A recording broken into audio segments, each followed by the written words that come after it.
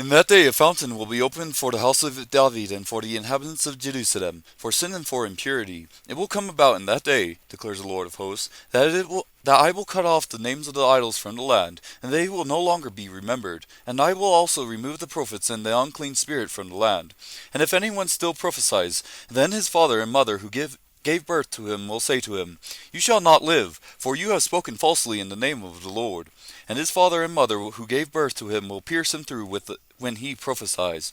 Also it will come about in that day that the prophets will each be ashamed of his vision when he prophesies, and they will not put on a hairy robe in order to deceive.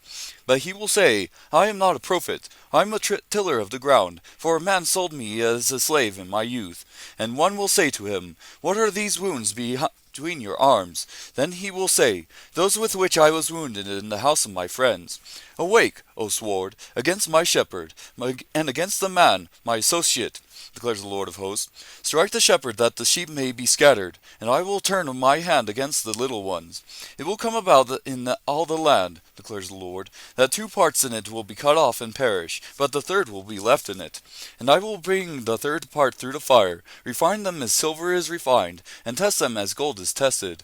They will call on my name, and I will answer them. I will say, They are my people, and they will say, The Lord is my God.